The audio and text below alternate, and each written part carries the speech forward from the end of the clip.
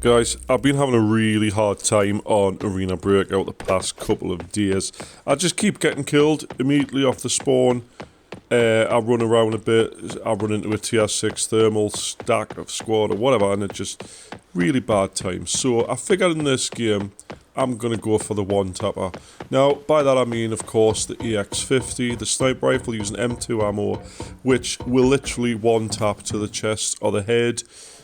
Sometimes I think some tier 6 can bounce it off at least once, but generally speaking it's a one tap if you hit them in the right place.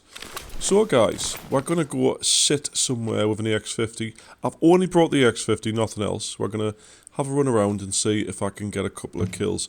Now, what I did at the start of this match, guys, because like I say, I've been running around getting killed straight away. I did a valley earlier, I spawned at radar.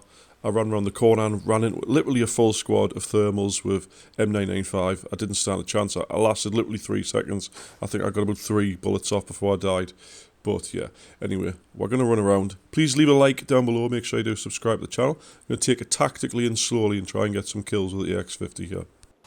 So guys, we're back on Northridge, and I've got a bit of a rough spot to spawn, which is a little bit away from Communications Centre, and it is a bit of a stupid one because there's spawns literally every direction. If they did run towards us, they probably would have spotted us, but I waited a little bit in that tower you saw at the beginning of the video before I started moving, and I was just moving cover to cover, so I came up to this rock to have a little bit of a sit down, see if I could hear anything in communications. See if I could see anybody running around, and then of course I decided to move onto this rock, and from here I can sort of see the tower, I can see bus station, I can see some of the road, and there is a rock near bus station that people like to sit on, so I just thought I'd have a quick look around here before I decide to move. Now what I wanted to do in this game, guys, is get a decent vantage point where I could sit and wait for people to come, and I figured, you know, the tower near communications, the tower between communications and dam is a very active rat spot for a lot of people. But I do like it because it does give you sort of a 360 view of the area, as long as you're tactical when you're in it and you're not constantly revealing your head, because people do check it all the time and can just headshot you if you're not paying attention or if you're not careful when up there. So we're going to jump up there and see what happens. What bugs us the most in this game though, guys, is I haven't actually heard any shots yet. Other than a scav shooting at me before I got up this tower, I haven't heard any shots at communications. I haven't heard them in the distance at cable car or supply camp or camp supplies or anything. And I haven't heard a thing, which is a bit bugging me because I'm thinking, well, where's everyone? Either they went straight to the motel or they're all on the other side of the map and they're headed this way. So I figured best time to just sort of sit here and wait and see what happens. Someone might come to dam, or someone might come from motel to dam, or come from cable car, or even communications. You never know. There might be a camp supplies using suppressors, and I just haven't got a clue that they're there yet. But we're going to wait here and see what happens. So eventually something of pure chance happens, which is an airdrop. And lucky me, it dropped within sniping distance from the tower. I can see from here where it's dropped. Perfect opportunity for most people to go get some free loot. However, when you're using it in the AX50 and you're in a tower and you can see it clearly, it's the perfect opportunity to get into a position where nobody can see you, but you can see it and wait for someone to come along, and that's exactly what I did. Now guys, if you're interested in the AX50s and you like seeing one taps, you're about to see one, and it's a beauty. So stay tuned, leave a like down below if you haven't already, and let's have a look at this one. The interesting thing about towers, guys, a lot of people don't realise, is if you lie down on the outskirts like this, the gaps between like the fences on the outside, you can actually see through these gaps and you can shoot through them. You can see I've got literally a perfect line of sight towards exactly where this airdrop is. Now what I can't see from here is what sides of the airdrop the compartments are on. Obviously only 3 of 4 sides will have compartments on it, so I don't know if the one closest to us has got a loot area on it or not.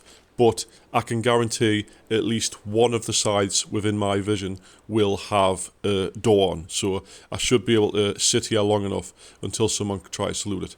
Now we've still got 28 minutes left in the match. People on the other side of the map looting sewage or looting cable car and stuff, they'll still have a bit of time before they get to this side of the map. So I'll have to fast forward a bit to the point where someone does actually come. Thankfully, I don't take my eyes off the airdrop for 1 second, so when he does eventually come, I'm paying attention. Well guys, I've been literally scoping in and out of this airdrop for 4 minutes now. And here comes the first victim, right in the line of sight. You've got to love the sound of the AX50 and one-tapping someone. You can, like, graze them if you hit them in the arm. Thankfully, I hit him in the chest. His body's disappeared, but I know where it is. Now, most people in this scenario will run straight over there, gather the loot, gather the airdrop loot. But since it's a one-shot, he could still have teammates around. It wasn't a knock. They could be anywhere. So I'm going to wait to see if anybody else comes to the airdrop or anybody tries to come loot him. Now, most snipers will move, but because of me positioning, I don't want to move because someone would have heard the direction of the shot.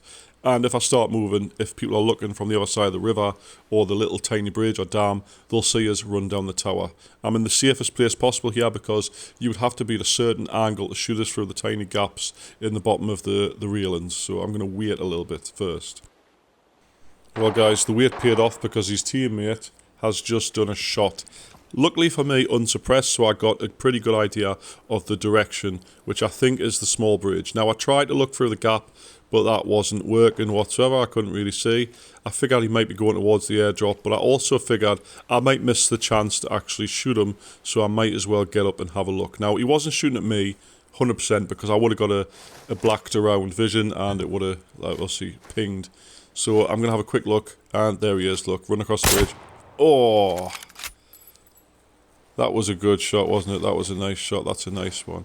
Now, again, guys, I've killed 2, but you can have up to 4 people in a squad, so it was a one-tap, not a knock, because of the AX50. I'm going to wait a bit longer. Now, a lot of people will probably lose patience at this. You can see the top left, the game's got 22 minutes left. I'm going to wait until around about 12, 11 minutes before I even move. I'm going to sit and wait for literally another 10 minutes. So I'm going to fast forward, guys. If you haven't liked down below, please do. Make sure you do subscribe to the channel. And we're going to fast forward when I do move and see what these guys have got. So guys, you'll be asking why I waited 10 minutes, and there's a good reason for this. And it's because of other teammates, other squads, stuff like that. Now, when it gets towards the end, 10 minutes of the match, obviously it takes a while to run across Northridge, so majority of people will be near the extracts or headed to them.